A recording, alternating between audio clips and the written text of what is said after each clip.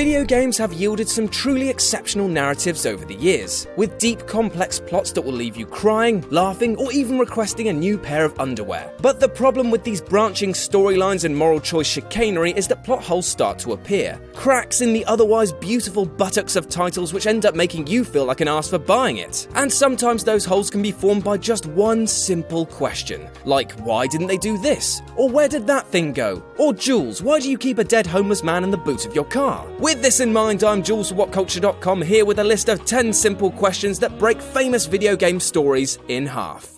Number 10. Why was the Locust Horde's leader a human woman? As satisfying as it was to turn the muscle-bound albino Locust Horde into organ jelly, isn't it a bit weird that their leader was a human woman? It's not at all who you think would be heading up this pale pandemic, but there she is in all her flesh-toned glory. How does she have so much sway over a race which is pretty much hell-bent on eradicating humanity from the surface? Now, this is actually a point which is explained a little bit more in the books which accompany the franchise, but it's such a weird thing to exclude from the actual games themselves. Why wouldn't we want to know why there's some smoking hot piece of armoured ass leading a pasty death parade against humanity? Now don't get me wrong, she's a great antagonist who really pulls all the right switches to make the hunt for her in Gears 3 a real joy. But it's really difficult to accept that her design was favoured over a super intelligent Locust brute along the lines of Ram, when it would have been so much easier, and make more sense, to go with the latter. Number 9. Fallout 3. Why can't somebody immune to radiation activate the purifier? Come the close of Fallout 3's main story, you're tasked with activating a water purifier for the good of humanity. A simple premise by the sounds of it.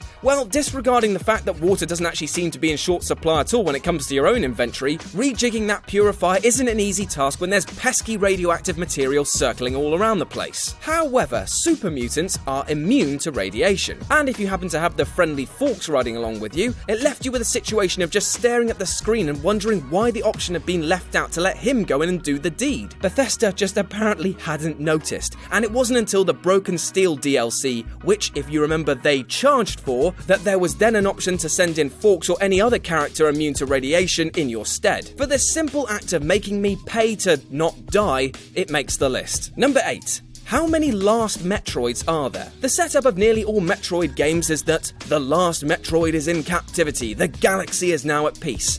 However, the galaxy is very much not at peace, and it's always this air quotes last Metroid that proves to be the problematic element that forces protagonist Samus into action. The weirdest thing, though, is that Samus has actually killed the last Metroid numerous times by now. This event seems to have taken place 3 separate times across the series so far, which raises the question, just how many last Metroids are there, or is this some sort of space pirate version of Groundhog Day? Number 7. Where did Jack Marston get his experience? John Marston's death at the end of Red Dead Redemption is probably one of the most traumatizing and emotional video game moments in history, and it's a weight that we arguably feel more when we take up the reins of his son some 3 years later. Jack is no John, he's not the outlaw we came to love, yet somehow he's just as good a shot as his dad, and has the same immense hat hair. John Marston's, let's say, unsavory career as an outlaw is a big part of what turned him into the deadly frontiersman that players took control of, but Jack has none of that same experience. It makes so little sense for Jack to be as skilled as John, especially given that a ton of the pair's interactions earlier in the game show Jack to be a mild-mannered intellectual. Just how was he able to become a dead-eyed sharpshooter without the helpful guidance of his father during these 3 years? Number 6.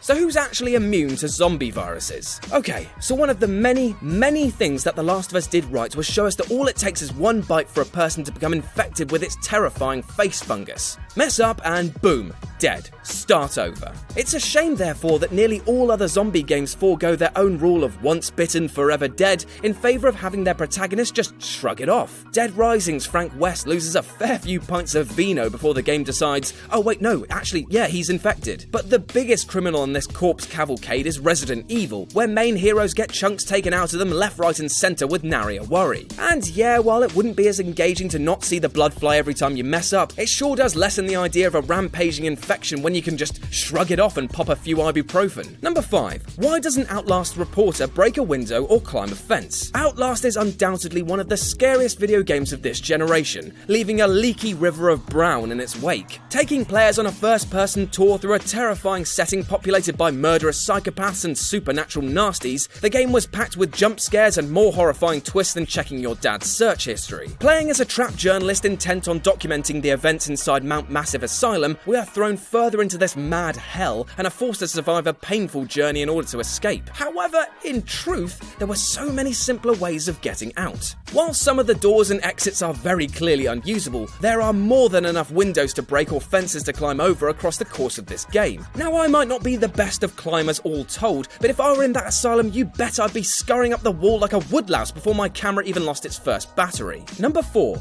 How does Barry Wheeler power anything in Bright Falls? Bright Falls is a veritable nightmare, and our hero's inability to leave or even figure out what's going on is backed by strong storytelling for the most part. Working his way through the eerie town, Alan has to rely on the powers of light to work his way past shadowy figures under the influence of the mysterious dark presence. Light sources and battery-powered torches are of course a premium in this town, and Alan's adventure becomes a series of mad yet measured dashes from one safe point to the next. But then we have Barry Wheeler, who seemingly has no issue finding the light. Despite Alan's struggle to relight the dark areas of Bright Falls, Barry is always conveniently able to find something to illuminate things. This comes at the expense of the story, however, leaving us to wonder why Alan wouldn't simply just stay by Barry's side if he's always just so immune to the dark. Number 3.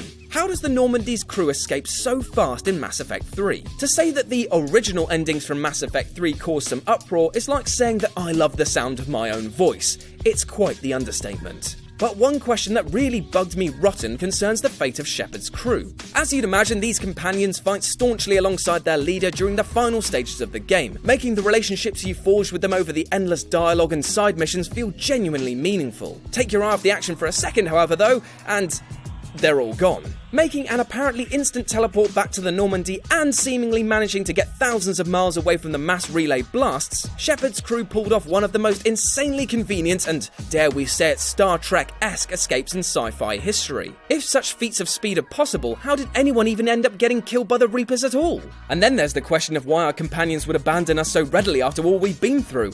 But let's not depress ourselves with the thought of that right now. Number 2. Why not use a Phoenix Down to revive Aerith? It may be a question that's been asked by thousands of players over the years, but in the absence of a satisfactory answer, it simply has to be asked again. Why, oh why, was the death of Aerith in Final Fantasy VII not preventable? Or more specifically, why couldn't a Phoenix Down or similar spell have been used to revive her immediately? Given that a Phoenix Down can restore somebody's HP has been drained to 0, and we have to assume that getting stabbed like this would do that to you, why wouldn't this have worked? And yes, I know that many of you out there will be like, she's dead, not KO'd, and to that I say, 1, trust me, I know the difference between the two, just look at my Tinder history for proof of that, and 2, how is this not dead, but this is? Answer me that, oh internet warrior. And number 1, if your ghost brings you back to life, how are there no respawn zones? For all the criticisms about Bungie's MMO shooter, concerns about the story have been few and far between, but there's one big one sat right under our noses. Okay, so given that the ghost is able to revive the player's guardian from the dead at the start of the game,